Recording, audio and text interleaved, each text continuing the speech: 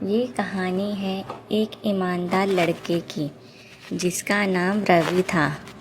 रवि एक छोटे से गांव रामपुर का रहने वाला था। वह अपने बूढ़े माता पिता के साथ रहता था। रवि के गरीब होने के कारण उसका घर मिट्टी का था और परिवार बहुत ही साधारण जीवन जीता। रवि बहुत ईमानदार, मेहनती और समझदार लड़का था। वो हर सुबह गांव के बाहर खेतों में जाकर काम करता और शाम को थोड़ा बहुत अनाज लेकर घर लौट आता। उसकी माँ हमेशा कहा करती, बेटा कभी भी किसी के साथ बेईमानी मत करना, जो तुम्हारा है वही सबसे अच्छा है। रवि हमेशा अपनी माँ की इस बात को दिल से मानता। एक दिन रवि सुबह खेत की तरफ जा रहा था कि रास्ते में उसे एक चमकती हुई चीज जमीन पर पड़ी दिखी। जब वह पास गया तो देखा एक भारी बटुआ था जिसमें बहुत सारे सोने के सिक्के थे। रवि ये देखकर चौंक गया क्योंकि उसने अपने जीवन में इतना धन कभी नहीं देखा था। उसने इधर उधर देखा, शायद कोई इसको खोज रहा हो, मगर उसको वहाँ पर कोई नहीं दिखाई दिया। रवि ने बटुआ उठाया और मन ही मन सोचने लगा कि मैं इस बटुए का क्या करूं? अगर मैं ये बटुआ रख लूं तो हमारी सारी गरीबी दूर हो सकती है, लेकिन ये बटुआ मेरा नहीं है, किसी और का है। काफी सोच विचार करने के बाद उसने यह निर्णय लिया कि वह बटुआ गांव के मुखिया को सौंप देगा। रवि सीधे गांव के मुखिया के घर गया और बटुआ सौंपते हुए बोला, मुखिया जी, ये मुझे रास्ते में मिला। मुझे नहीं पता किसका है, लेकिन जिसका भी ये बटुआ है वो दुखी होगा इसे खोकर।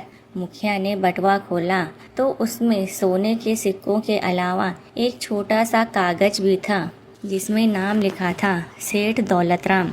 सेठ जी गांव के सबसे अमीर व्यक्ति थे। सुबह ही शहर जा रहे थे। शायद शहर जाते समय रास्ते में उनका बटुआ गिर गया होगा। मुखिया ने रवि की ईमानदारी की तारीफ की और बोला, बेटा तूने बहुत अच्छा काम किया है, तू सच में गांव का गौरव है। शाम को जब सेठ दौलतराम शहर से लौटे और उन्हें पता चला कि उनका बटुआ रवि ने वापस लौटाया है तो वे भावुक हो गए। उन्होंने रवि को अपने घर बुलाया और बोले, बेटा तूने बहुत अच्छा काम किया है। इस बटुए में मेरी सारी बचत थी। अगर ये खो जाता तो मुझे बहुत बड़ा नुकसान होता। मैं चाहता हूँ कि तुम इस ईमानदारी के इनाम के बदले इसमें से आधा धन रख लो। रवि मुस्कुराया और बोला, सेठ जी, आपने जो कमाया है वो आपका है, मुझे इनाम की ज़रूरत नहीं है। मेरी माँ ने मुझे हमेशा से यही सिखाया है कि जो मेरा नहीं वो मुझे नहीं चाहिए। सेठ जी उसकी बात सुनकर चकित रह गए। उन्होंने रवि को गले लगा लिया और कहा, तुम सिर्फ ईमानदारी नहीं बल्कि बहुत महान हो। मैं तुम्हारे लिए कुछ करना चाहता हूँ। सेठ जी ने रवि की ईमानदारी के बदले उसके माता पिता के लिए एक नया घर बनवाया।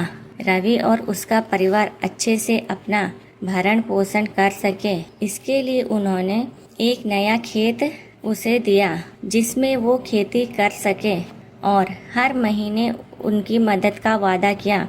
अब रवि की जिंदगी बदल गई थी, पर उसकी ईमानदारी पहले जैसी ही थी। वह अब भी खेतों में काम करता और लोगों की मदद भी करता।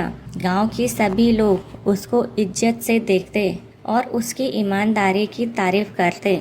रवि ने खेतों में काम करने के साथ साथ पढ़ने में भी बहुत मेहनत की। उसका परिणाम ये हुआ कि कुछ सालों के बाद जब रवि बड़ा हुआ तो उसको अपने ही गांव में स्कूल टीचर की नौकरी मिल गई। अब रवि गांव के बच्चों को स्कूल में पढ़ाता था।